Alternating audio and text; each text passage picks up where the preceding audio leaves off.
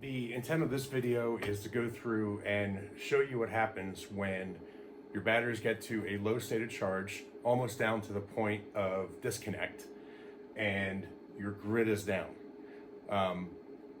This is supplying my cabin here with critical loads, which is this panel. So 50 amp breaker there, feeding the EG4, this going back to the 50 amp breaker in the critical loads panel, and then feeding the house. So last night we had a power outage.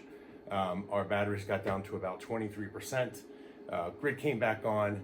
There's no PV going on right now. So what I want to do, I want to simulate what happens when the batteries go below my cutoff, which is 20% state of charge. I'm expecting this to go off, and then I will then flip the breaker on to let the grid back into here. I want to make sure that this comes on by itself. Again, this is a cabin installation. We're here maybe a week, a month at most, but I've got a couple freezers, fridges, security cameras, internet, etc. A lot of things on the critical load. So just want to make sure that when the grid does come back and the batteries are depleted, it'll all come back on and charge. So stand by, we'll figure this out in a minute.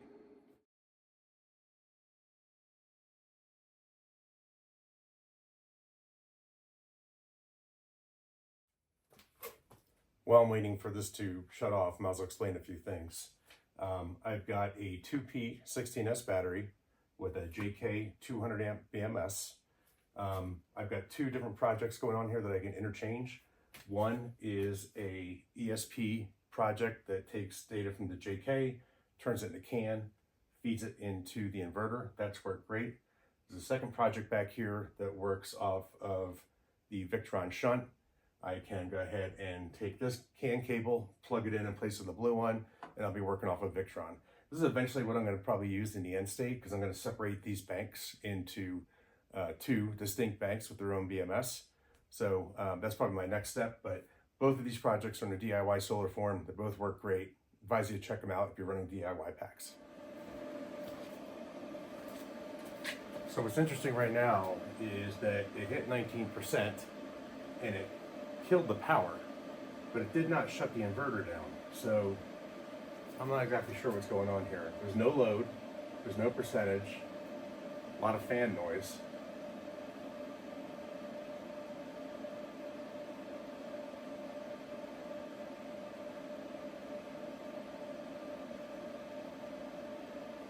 No grid.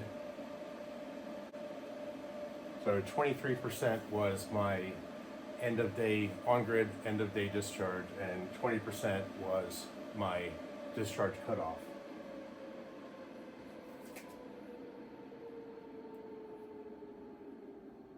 I'm at 19% battery.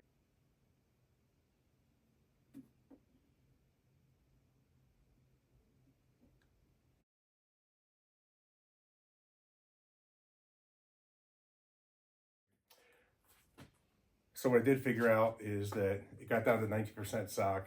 It did shut down the EPS side of things, so nothing else was going to my critical loads. The only way I can get it to actually shut off was to turn off the battery breaker.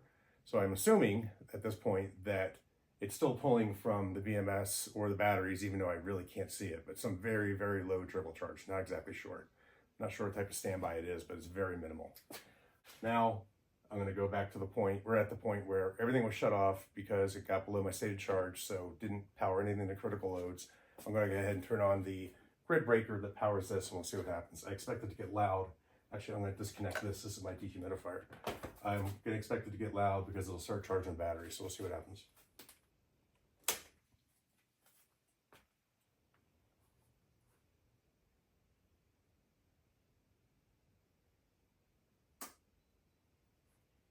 There we go. It looks like it did pass through. So it's powering the loads.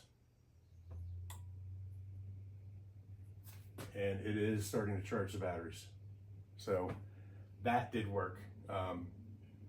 What I don't understand is that very small draw for the LCD display.